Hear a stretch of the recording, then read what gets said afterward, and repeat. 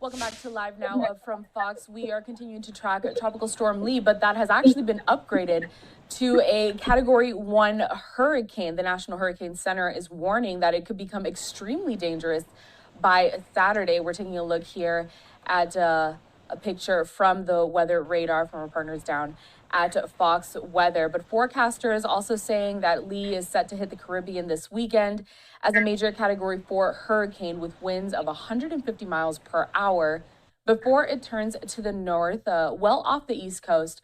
Right now, that's what it's looking like. But here to talk a little bit more about Lee's path and what we can expect on the mainland in the U.S. is Alex Tardy, a meteorologist with the National Weather Service. Alex, thank you for being with us here. Just talk to me a little bit about the path that this hurricane is on. And right now it's just a Category 1, but by this weekend, it could be a powerful Category 4. Yeah, that's all correct. Thanks for having me on. So we've all of a sudden become really active in the tropics. We just had Hillary that hit San Diego a couple weeks ago. Now we have Lee, and just before that we had Idalia. And so this is the time of year, especially in the Atlantic, where we can see a lot of activity. The peak, believe it or not, is September. So that's when our ocean water temperatures are at their warmest in that area. And so it's the result of the land and the high sun angle throughout the summer. And it just takes a long time for the water to warm up, and it takes a longer time for it to cool off. And we're looking at water temperatures right now. They're actually above average, warmer than they should be in the Caribbean. And with the path of Lee projected, even though it's far from the coast still, it could affect some of the islands in the Caribbean. And it's expected to be a major hurricane in the next couple of days, which means Category 3 or higher. And Alex, I do want to talk a little bit about that because a lot of people, they tend to dismiss hurricanes if they don't think it's going to directly affect them. But some of these underdeveloped countries in the Caribbean, especially, they can be facing some major effects, some dangerous conditions because of Lee, right? That's absolutely right. When I look at the hurricane forecast that you plotted there, it reminds me back in 2017 with Irma and Maria, two very powerful storms that reached Category 4 and even briefly higher. And they were way offshore in kind of the birthplace of hurricanes and tropical cyclones in the Atlantic, but they drifted and they moved slowly. And at first it looked like they were going to miss most areas, but one hit Puerto Rico, one hit Naples, Florida.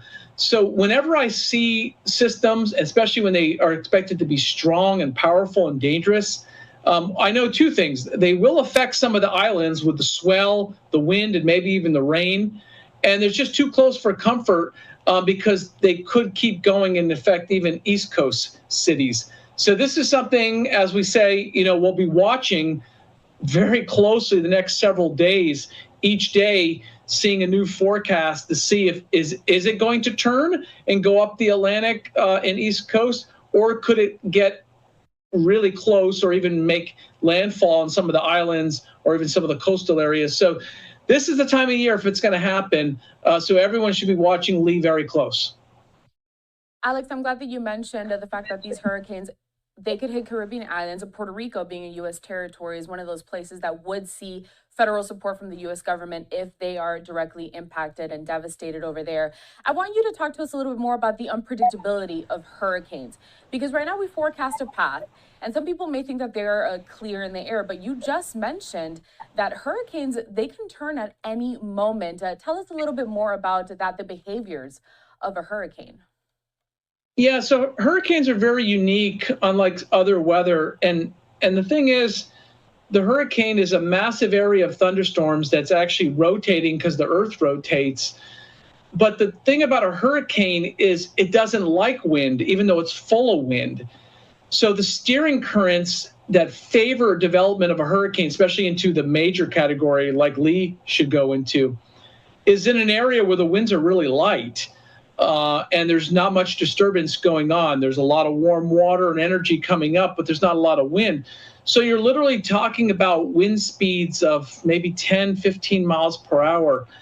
And that is, a lot of variability potentially, especially when you're talking 6, 7, 8 days in advance. And then the other thing that hurricanes can do, any tropical cyclone, they can weaken and strengthen faster than we expect. So that in itself can be a challenge. But really what we're dealing with is a massive storm that is steered very subtly. Okay, it's kind of like you have a big semi on the road, right? We see them all the time. And we got to give them extra space, and we got to give them extra room, because it takes them a lot longer to stop, and it takes them a lot longer to move and avoid objects. And a hurricane's similar. It's just moving along very slowly, and just a little change in that wind direction could force it to go one way or another. So it seems like they have a mind of their own, but what's really happening is the steering currents are what's pushing them along, even though, like you show here, 150 mile per hour wind inside, that's not the speed they're moving. They're only moving in this area 10, 15 miles per hour. And because of those light winds is why they get so strong. Alex, I want to talk a little bit about the trend that we've been seeing this summer, with the recent years, actually, warming trends. We've seen some record-breaking heat throughout the summer. It's carrying on into September, and we saw some high temperatures in August as well. Tell us how this can affect hurricane season going forward. We know that if they form in warmer waters, they get more powerful, stronger, and furthermore, can we expect to see more hurricanes being spurred because of this trend? Yeah, you're right. So overall, like over land where we live, this has been a really hot summer, especially in the Midwest, but we had our share even in the Southwest in July, and even here recently.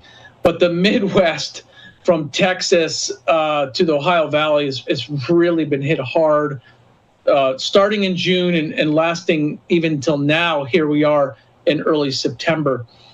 The reason why that's important is it's not just the United States, it's other parts of the world. It's Europe.